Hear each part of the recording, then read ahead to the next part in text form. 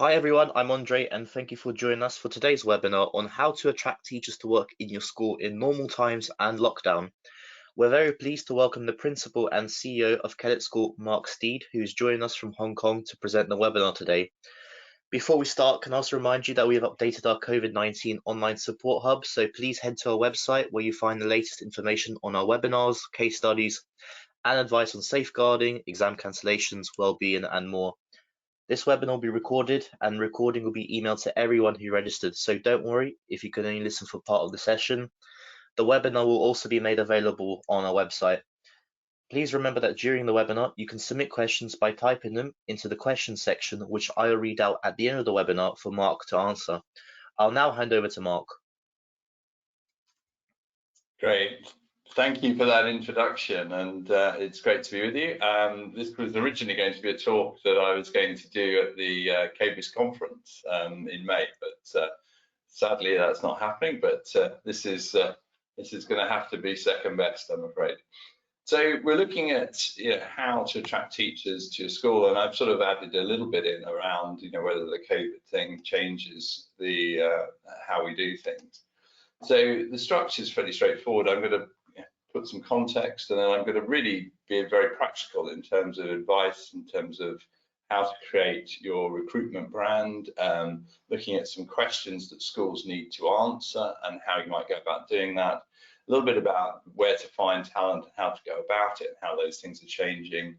And then a sort of, bit of a sort of insert, I suppose, around COVID. And then, and really want to sort of throw out a bit of a debate at the end, just to look at how recruitment might need to change and questioning some of the ways we've done things in the past. So, I mean, I suppose the context to this is very much that there are global teacher shortages, and in the world, according to the UN, we're going to need, sort of 3.3 million more primary school teachers and 5.1 million secondary school teachers by 2030, and so 10 years time. So that's going to mean an enormous difference. I mean, that's actually reasonably old data. We can sort of come to slightly more up-to-date data. Looking, and I'm very grateful to ISC Research for letting me use this slide.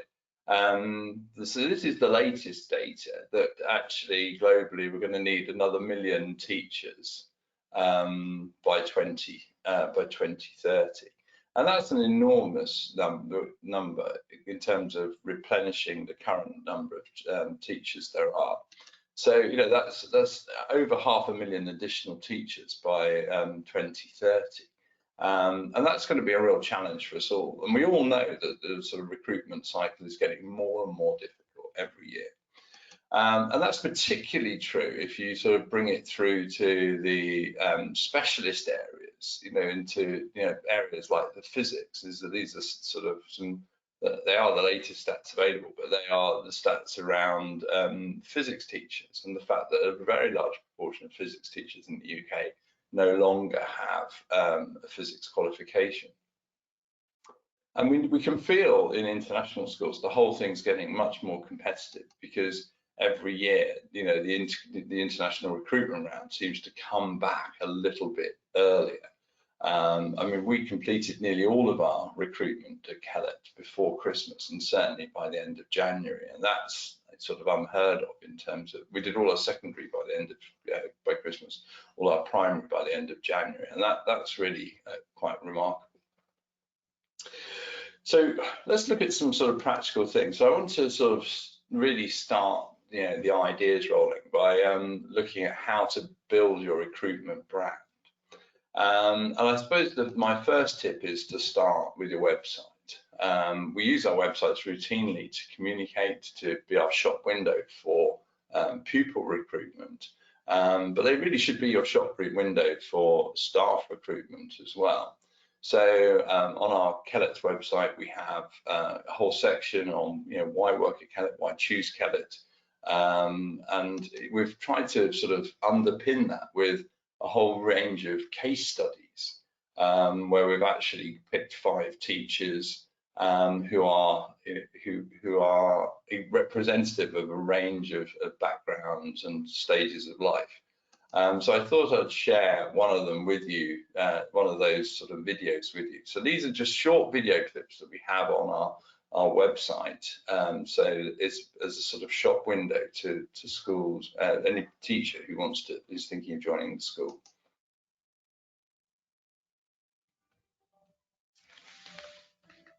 I really enjoy working at Kellett. It's been an amazing experience so far. Everyone's been so kind and helpful. I've really enjoyed working with the children. They're so lovely, and the community around Kellett has been amazing. Everyone's been so supportive and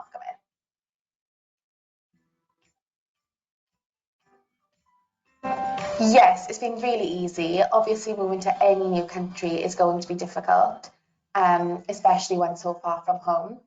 However, Kellett has made it as welcoming and as easy as possibly can. They have gone above and beyond to make sure we can settle in every way possible. They brought us hampers when we first started. They made sure we had friends and people to talk to and surround ourselves with.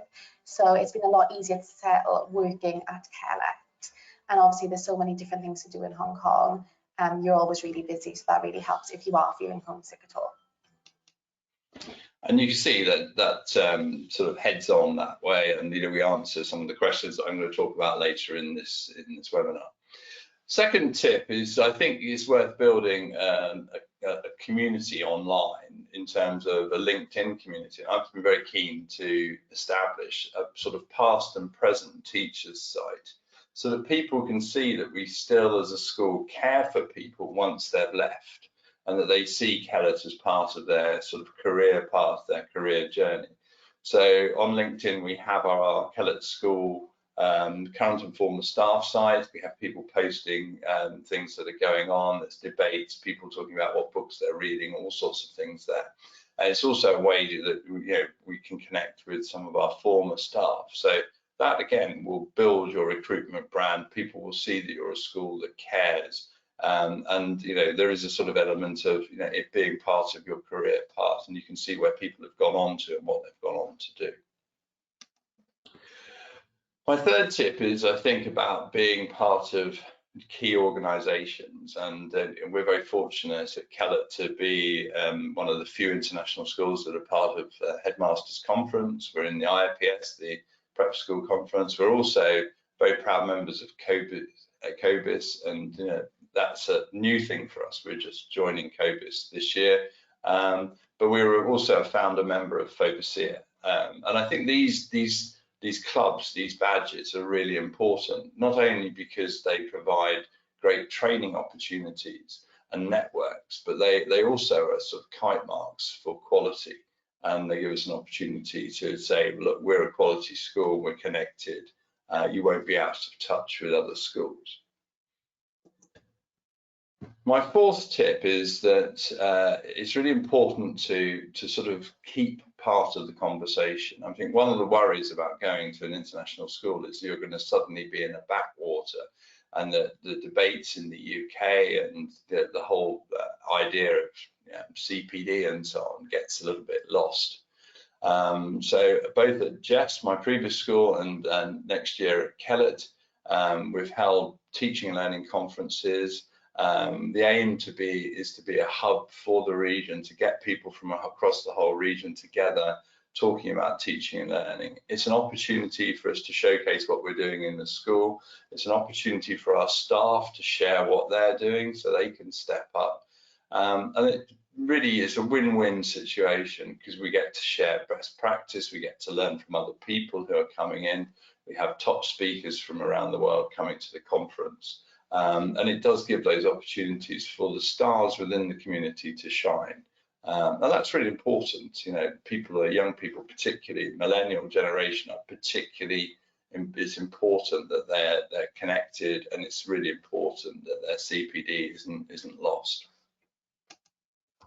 And I think one other way to do this is to be involved in the debates in the UK. So we're fortunate in that there's a couple of us on the staff who write a lot. I think it's very important that as a school principal, I set a lead on that and become effectively the cheerleader and the commentator for the organisation. We've been quite heavily involved during COVID because obviously Hong Kong went through things very early. We've tried to write that up and share that with other schools, and I think that creates a network again. It creates a presence. It gets your school brand well known around the world, and that's really important. Into when people are thinking, well, which school shall I go to? Oh yeah, well I've read stuff by them, and I know there's a vibrant community going on there. And I think the other thing is that you can build a reputation by word of mouth with your staff, by by getting them to talk about how they've shared, how the school's looked after them, how it's guided them, and particularly this idea of onboarding. And the video earlier showed that was an important part of it. You need advocates who are going to say, yes, actually this shift, this choice to go abroad is not too tricky. You can do it, it will work for you. So that's a good thing. So really worth working on those things. And there's a whole range of ideas there in terms of what schools should be providing in terms of doing it. And I think the teacher buddy one is particularly important at the moment, because people are going to be a little bit more anxious about moving around the world and leaving home in the current climate. And I think buddying people up and that induction and that onboarding process this year is going to be much more important than it's ever been before. I think the other thing is to be honest in terms of how you present your school. This is a collection of, I sort of collect these photos from adverts, which are sort of totally fake in a way. These are trying to attract people to sort of lots of cities around the world, as if that was going to be how your experience is, because in practice you're almost certainly not going to be working in the sort of iconic centre of a city. If you go abroad, you're likely to be working in one of the suburbs. And so it would be a bit like running an advert like this, where you sort of want to teach in an iconic world city, and then say, well, come and work in Enfield. And I've got nothing against Enfield. I actually picked it because it was quite short and it fitted the text. But the point is that schools mustn't missell what they're offering, because many of the time they're sort of putting up these iconic pictures, of sort of Shanghai or Dubai or Abu Dhabi or Doha, and the schools are nowhere near those centres. They're really quite a long way out, and in some cases, sort of 30, 40 miles out. It would be more like sort of teaching in Luton. So there is a challenge for schools, and particularly, I've been fortunate, it's very easy to sell a school in Dubai, and it's very easy to sell a school in Hong Kong. These are two great, vibrant cities, even though our school isn't in the sort of, iconic sort of bit of it. They're very vibrant cities to sell. But, if you're trying to sell a school in Yangon or Chengdu or Almaty, then it's a real challenge. Some people won't even know what countries these cities are in, let alone what it's like to go there and what it's like. So I think schools need to build their brand. And one school that I'm particularly impressed with, and I'm going to show two videos in this webinar from there, is Haileybury Almaty. And this is how they sort of sold the idea of traveling to Almaty in one of their early videos. They don't use this video anymore. They've superseded. This is one of their early videos trying to sell Almaty.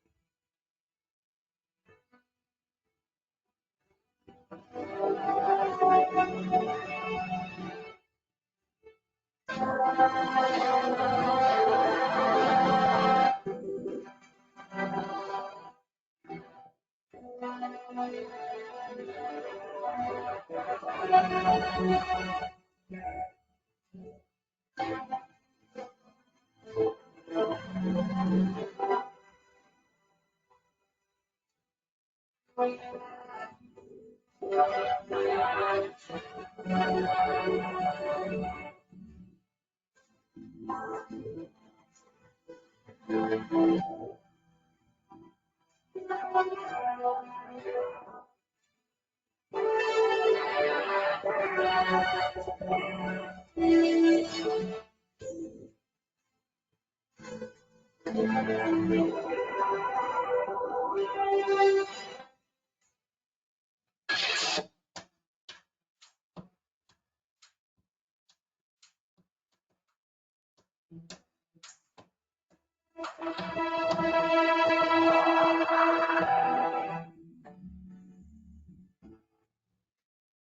you get the idea, and it's a great video. It's obviously used a lot of tourist board footage in it, but they've sort of made the connection, and they go on to do some great things. And I will show a bit more of one of their more recent ones in a moment. So moving on, I think there are sort of 10 questions that any teacher moving abroad is going to want to answer, and they are. So let's imagine you're moving to Almaty, or you're trying to move to sort of inland China or something. I mean, the questions that come to mind are really quite straightforward. Where will I live? What's the accommodation? What does the school provide? How does it all work? What will I eat? Will I like the food there? These are sort of a bit sort of Maslow's sort of hierarchy of needs stuff, but these are really important questions for people to answer. Will I be able to communicate in English? If I go to Almaty, will I be able to just speak English, or am I going to have to learn the local language? What's the healthcare like? And what's the insurance setup in terms of things to be there? What's it like living there? What can I do at the weekends? Well, how am I going to use my leisure time? What are the things that I can do?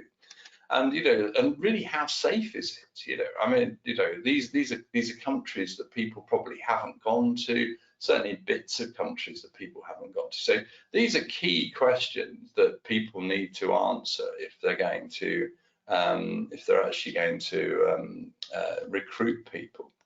And I'm going to share another Haileybury Almaty staff recruitment video, which I thought answered a lot of those. I'm only going to show a brief clip of it, but I think it's the sort of thing that schools should do, because it's hugely reassuring. Pretty same as the UK. You can get most meat, fruit, and vegetables that you expect. Some fruits might be a little bit more expensive, but they're really good quality. And there's more and more Kazakh food being grown and sold and like that. The only thing that you can't get here is things like sauces that you'd expect in the UK. So you can get like ketchup, you can't get ground sauce, you can't get salad cream, you can't get different kinds of mayonnaise. It's different things you've got to buy, but pretty much on the whole, everything is the same. Probably quite a surprise to me. So, I mean, I think, and that video, which is on their website, is absolutely brilliant, to just going through those key areas that answering some of those key questions, interviewing people. What was it like to move out? How did you find it? And these sort of things. Any school can do this, and I think it does an enormous amount to build their brand. And to reassure staff, who are thinking of moving from the UK to join the team. So the sort of second big area, really around salary, the questions are around salary and package, because you get a headline salary, but what is it worth? I mean, accommodation, for example, in Hong Kong is really expensive. Salaries are really high, but the living costs here are quite high too. The accommodation is very, very expensive. But so the key area is really looking at how much can you expect to save. Most people going abroad for the first time, typically in their sort of late 20s, early 30s, are looking to sort of save money. They're looking to get the deposit for the house back at home. They want to better themselves, and these are key questions that schools need to help their prospective applicants answer if they're going to recruit good staff. And then there are sort of a whole group of professional questions like, what will the school be like? And these are questions around things like, how many, what's the proportion of EFL students perhaps in the class? How big is the class? And there are all those sort of standard questions, but the demographic, particularly around EFL, it can be a real moving target in international schools. Am I teaching the children of expats, or am I teaching locals? You know, it will vary enormously from school to school, and people will want those sort of questions answered as well. And then really one of the areas that comes through all the time in questionnaires of people is their concerns about professional development. So what are the long distance professional development opportunities? You know, what can you offer? Can I get my MPQH or my MPQML or whatever? And you know, these sorts of qualifications are really important for them. Can they get those sort of qualifications whilst working abroad? And to be honest, COBIS are really good around that. You know, there are some good COBIS courses and INSET going on providing that. So I think that, you know, we've got to answer those 10 questions as schools, and you know that, and I think the best way to do that, to be honest, is through video content. You can do a Q&A, but it's a good way to at least have some of those questions answered in a public way. So let's look at how to attract talent. You know, I mean, because I think we really have got a changing landscape, haven't we? I mean, we've got the sort of 3 traditional methods of using. You know, traditionally we've put an advert in TES. You know, we might use eTeach, might use one of the other online platforms as well, but effectively we're putting an advert out there. Some schools use recruitment fairs quite extensively, and some will use recruitment agencies, and they'll send things through. These routes are well known, well trodden, and I think there's no point dwelling an enormous amount on these. I mean, the only concern I have as a school leader is the cost of these is escalating. I mean, the cost of an advert, the cost of recruitment fairs, you know, and going to recruitment fairs, and the cost of paying a proportion of salary for a recruitment agency is all really, really prohibitive. So I think we need to look at some sort of non-traditional methods, and I think DIY advertising, you know, is really important. So, for example, I mean, you know, the school, or you know, individuals within the school, you know, will have quite a big network. You know, I mean, I've got quite a few followers on Twitter. I will always put job adverts out through Twitter. It doesn't cost anything to do it, and I know I get people coming back through that because we can track it through the data, and people will contact me. LinkedIn, you can put an advert out as a post on LinkedIn really easily without paying, and you know, those sorts of using those networks and those social media platforms, whether it's, you know, LinkedIn, Facebook, you know, Instagram, whatever. I mean, all of those things have the ability of bringing people in. The second one is, you know, there's a school network, so you've got a whole school network of people who can do that as well. So you know, if we can get the whole network to work through in that way, that too would be a really good thing to do, and you know, get key staff, you know, in departments, whatever, to use their professional network to attract talent to the school. And then I think, you know, there's a sort of DIY LinkedIn headhunting. I mean, it's relatively easy to go, you know, do a search, you know, within LinkedIn, you know, and let's say you're looking for a sort of secondary physics teacher. You can look for secondary physics teachers, you can find them, and you know, there's nothing to stop you dropping them a line and say, look, you know, are you interested? Were you aware there is this role if you want to talk about it? So that sort of thing, you can do your own sort of DIY headhunting. And that can work very, very well as well, particularly if you've got a thin field and you're looking for something particularly specialized or niche. That's you know, increasingly happening.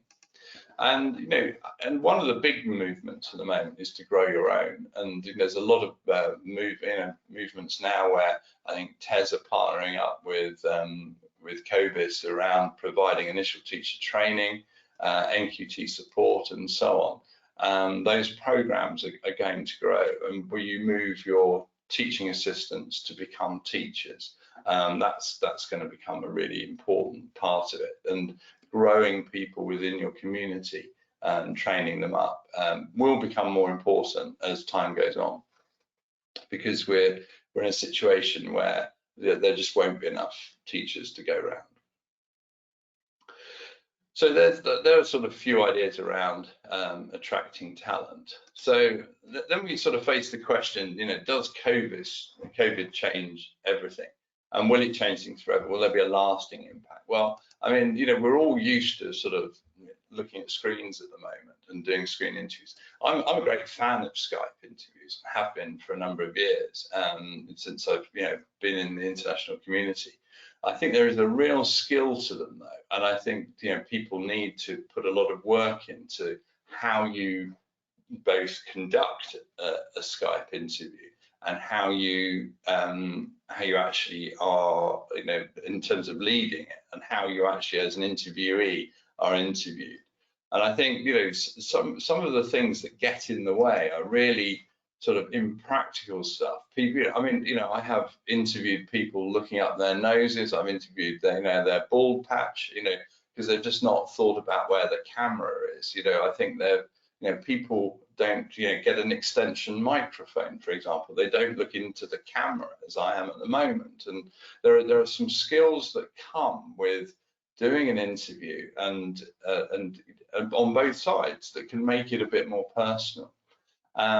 It isn't the same as being in the room, but it can be. And I think people need to think about their environment. They need to think about some of the sort of the sort of surrounding aspects of it.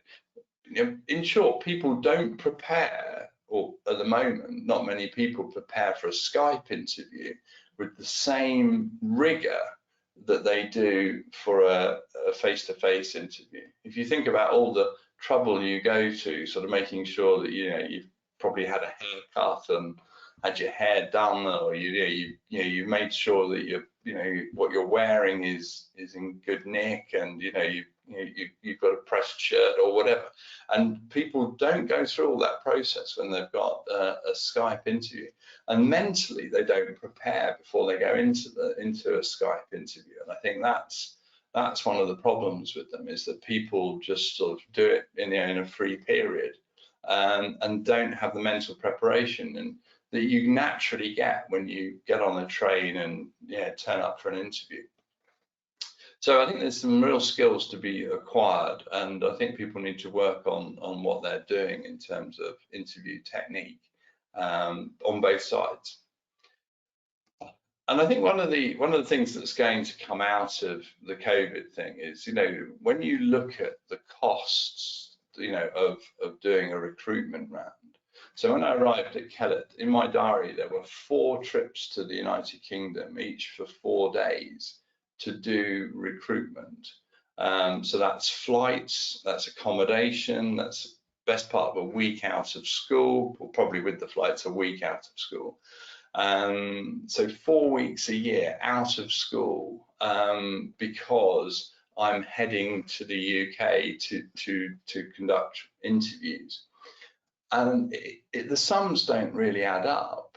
Not if we can upskill in terms of and get more out of the Skype type interviews. And I think people are going to be particularly looking next year at budgets and so on. And we've certainly cut back the number of trips that we're planning for next year. And I hope that we will manage to do it with 1 trip to the UK. I mean, and we've budgeted for 2 rather than 4 in case we need to. So I think people will plan their recruitment rounds. The recruitment rounds will be earlier. I think there will be lots of aspects to it going forward where people will say, well, actually, we don't need to do all this travel. We don't need to go to all these recruitment fairs. We don't need to do face-to-face interviews. And I think they won't be as good. I think all of the research is that these interviews aren't as good, but they will be good enough, I think. And part of the issue this year was interesting, was that we were moving through doing recruitment for secondary before Christmas, and we just had to move fast. The fields were really quite difficult in some subjects, and you just had to move faster than sort of saying, well, I'm sorry, you'll have to wait till January for our next recruitment trip. And then the sort of phenomenon that I hadn't encountered before, though I'm sure that's just my ignorance, but is the idea of the virtual recruitment fair. And these are certainly taking off. And I'm just going to briefly play you a video of how these work. It's actually that I think there's one tonight if you want to have a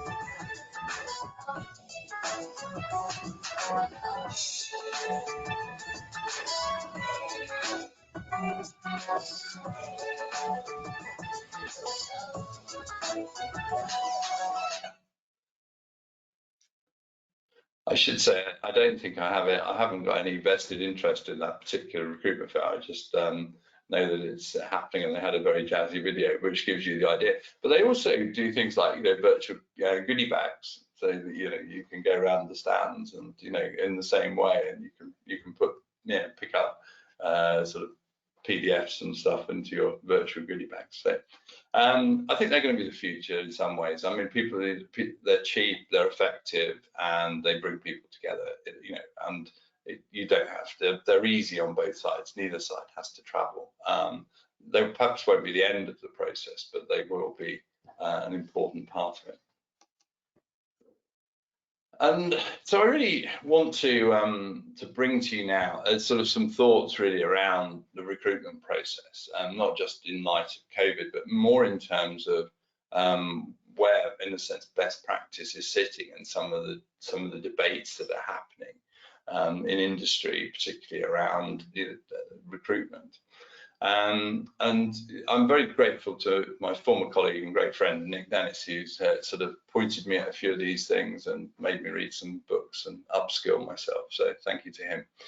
So, I mean, one of the questions you've got to ask yourself is, are your job adverts reducing your field? There's a lot of research out there, and the LinkedIn Gender Insights report's a good example that brings out some of these conclusions of when women or men are more likely or less likely to apply.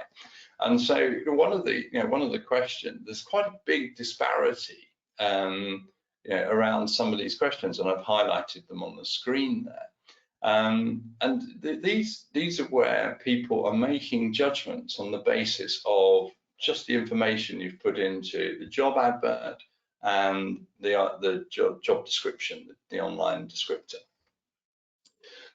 There's a really good article there by Tara Sophia Moore, which again people can follow up on. It's very searchable, and I think you're allowed 1 or 2 Harvard Business Review articles free in a month, so you can do that.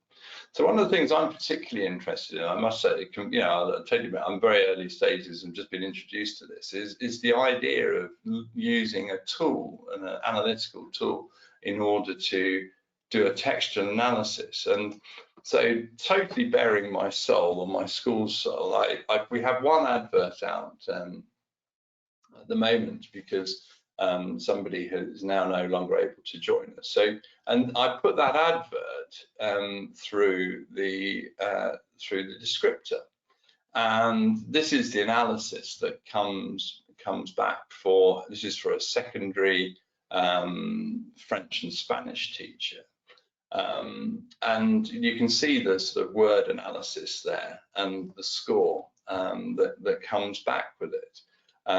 We've obviously got a little bit too much jargon.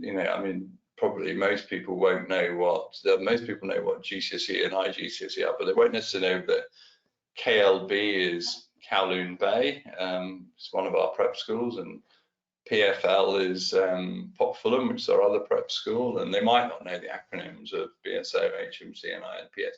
So all of that's quite useful. But certainly we can improve this, and obviously this isn't a great great score for inclusion. We probably want to do a bit more work on it. So there's a tool there, and I've put the links to them. And but this sort of analysis, I think, is making a lot of difference in other industries in terms of bringing people together. And it's very interesting which words. I mean, we do require people to have got 4 years teaching experience to work at Kellett. So there's a sense in which we're making a decision not to inhibit fresh talent, as this puts it. I think that there's a whole range of reasons for that, and we're comfortable with them. So the tool is, I think, useful for a useful addition to what schools are doing. And then I think, what other barriers are we putting in the way? Well, are we, for example, putting barriers in the way in terms of our application process? If every school is asking people to fill in an online application form and write a personalised covering letter, that is going to reduce the amount of time people are going to make judgments at an early stage. And I think, we really do need to get a balance here between people who are sort of good applicants, who perhaps are quite busy but can't and haven't got the time to fill in lengthy applications and therefore don't fill them in. And then the people who just sort of blat and splat and will apply for every job going. We somehow need a way to filter those sort of two aspects out. So I think there's some work to be done. This is sort of an agenda I'm setting myself here. Around what our application form looks like. I quite like the idea of being able just to tap into people's LinkedIn profiles and encouraging people to use those as the basis of applications. And then there's the issue of the questions we ask. And I wrote an article that was in TES a couple of weeks ago. And in that, I was basically arguing that we've lost the humanity. And we've gone to for very, very heavily formulaic interviews. We don't seem to have any sort of humanity about them, and I'm grappling with this. How do we keep the humanity in it? Because I fundamentally believe that it's about people. We're a very, very people-orientated industry. We need people. We need teachers who can get on with children. We need teachers who can work, obviously, with their colleagues as well. We're not, normally people who are sitting behind a computer desk all day. We're out and about and we're interacting in a way that not every other industry is. So I think that human aspect is really important, and being part of a school community where there are lots of community events and so on, and the sort of general expectation that people are involved in those and get stuck in.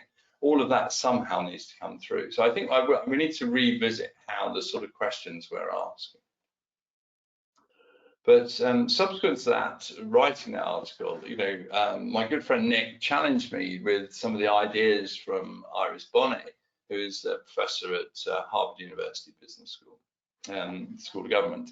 And I think there's some really important stuff in her work that we need to take into account. I mean, for example, she would say that panel interviews, are doomed because they tend towards groupthink, and that actually it's better to have 4 or 5 or whatever candidates looking at, interviewers doing separate interviews. And grading candidates separately and then bringing those aggregated results together.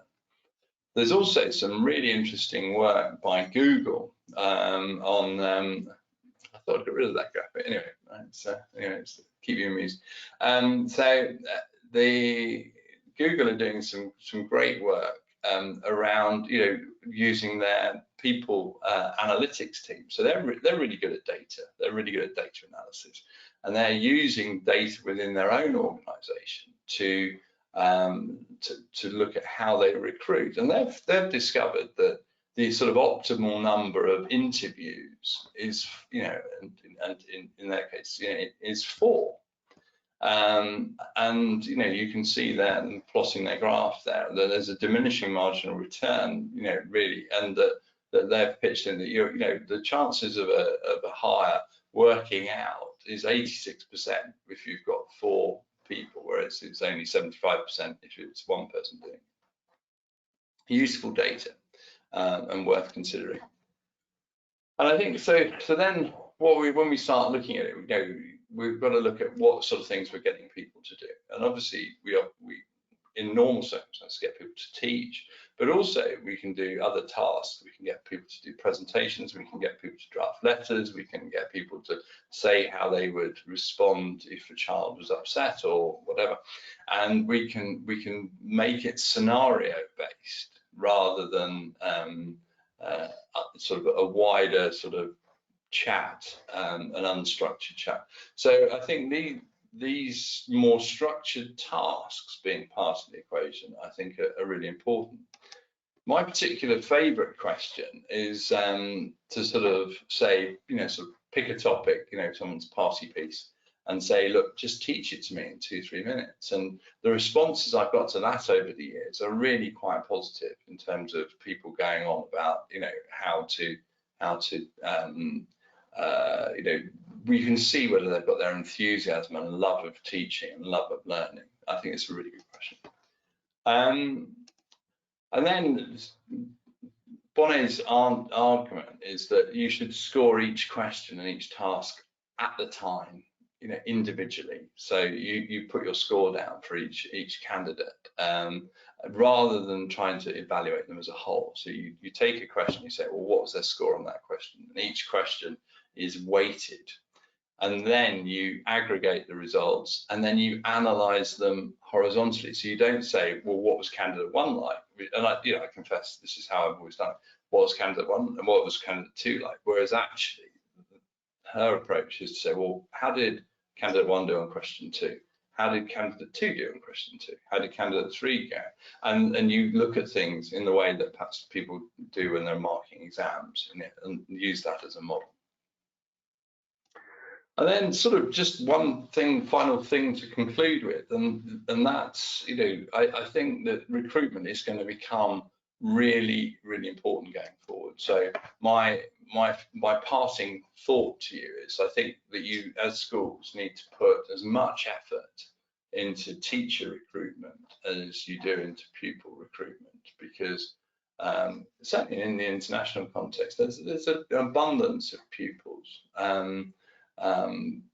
wanting to come to our schools, but getting talent to travel halfway across the world and come to a school is getting harder, and the pool for that is getting smaller, and the demand and the rival demands are increasing all the time.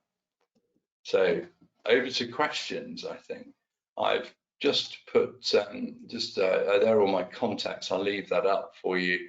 That presentation is on my blog if people want to look at the slides, and we can and if people want to get in touch, there's my contact details there, and feel free to follow me on Twitter. Okay, thank you very much, Mark, for your presentation. The first question we have is, do you expect to see the number of teacher recruits falling next year? I think people are going to think very carefully about moving. I think that there's been a lot of issues around, a lot of family stuff has just got postponed, whether it's, weddings have got postponed and holidays have got postponed and so on. And I think also a lot of families have gone through a lot of heartache, whether it's illness or bereavement or whatever. And I think that is going to impact on the recruitment round next year. I think people will think, well, actually it might be a year to stay closer to home, and that's just going to make it harder. We've also got a bit of a backlog with some of the schools that were due to open in September 2020 are clearly not going to manage that because the building works aren't finished or whatever. So there's a large number of schools, new schools, that are just going to get pushed back to probably 2021, and that's going to impact on the international school community as well. Okay. What support is out there for schools who may struggle to recruit teachers?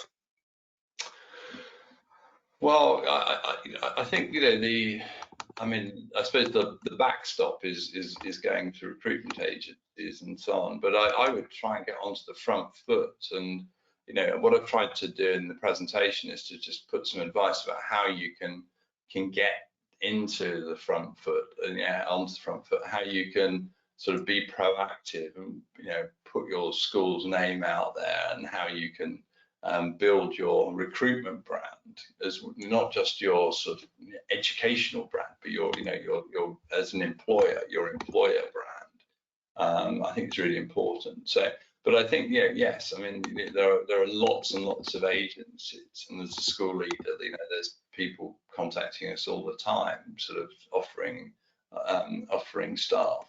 I prefer to be, you know, sort of a bit more proactive about it, and obviously things, you know, do change, and, you know, people's circumstances change, and sometimes you have to recruit at, you know, the 11th hour.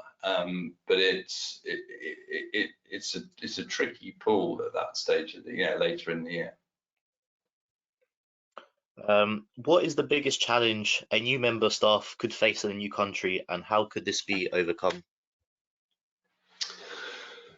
I think that the biggest challenge is always going to be homesickness, and I think that, you know, the distance from family. I mean, you know, there is undoubtedly a price that we pay living abroad, and people. And I think the way that schools can deal with that is to address it up front. You know, I think one of the questions that has to sit within the interview process is, you know, I mean, how are you going to feel about being a long way from your family? How are you going to be supported? You know, we find it reassuring when people have, you know, visited Hong Kong, so they know what they're coming to, or, you know, as it was, you know, previously in my school in Dubai. Whether you have you visited the country, have you do you know what the accommodation is? You know, what are your expectations in terms of lifestyle? And, you know, I think it's really important that both sides do due diligence in terms of understanding, you know, what the issues are, and being transparent. You know, that selling a school, you know, in sort of, you know, the back end of Chengdu, you know, is much more difficult than doing it in a major vibrant city like Hong Kong. And I think that the challenges are, so the more remote the location, the more you have to do to build a community. And I think, you know, the Haileybury Almaty you know, videos really give a really good feel for how you can sort of answer some of those questions and really reassure people about, you know, what it's like to make that journey. But people need to make that journey knowing what they're heading for, and sadly, in some cases, you know, people move the goalposts, and it's not usually the fault of the school leaders. It's owners, and, you know, there are examples where people end up in accommodation or shared accommodation. There was even a case in the papers in the UAE where somebody was actually in a shared room with someone else. And, you know, all of those expectations, all those goalposts moved. And I think so it is about transparency, it's openness, and saying, and also helping them. These are the questions you might find difficult. Should schools ask teachers to do a lesson as part of the interview process? Yeah, I think in an ideal world you can, but in the international community, it's just not going to happen. And to be honest, I think, you know, questions like the one I do, you know, you know, pick an area that you feel really confident with, and then teach it to me as if I'm a sort of year 9 or something, is I think a really good way of getting to that. You know, I think you have to make judgments on the basis of people, it's sort of, you know, what you have in front of you in an interview. I know, you know, there are I mean, people ask people to send in a videoed lesson. That can be helpful, as long as it's not a sort of edited one. But yeah, I mean, I think that there are opportunities sometimes to fly people over and get people, but it's it's a particular challenge, and it's difficult to do for every teacher role. I mean, some schools are sort of turning over, 30, 40 teachers a year, and it's just not affordable to get them over to teach. So it's quite a tricky one, and understandably, schools in the UK or in other countries aren't going to necessarily let you go in and observe. So I think we've got to find ways of identifying good teachers without being able to do the teaching one. Yeah. Perfect. Okay, so thank you very much, Mark, for this webinar, and thank you to all of you tuned in to listen. Please keep a lookout for any information on our next webinars via email or our website. As always, if you're interested in hosting a future COBIS webinar, then please contact me on andre.p@cobis.org.uk. And thank you again for listening, and I hope to see many of you join us for our next webinar. Thank you.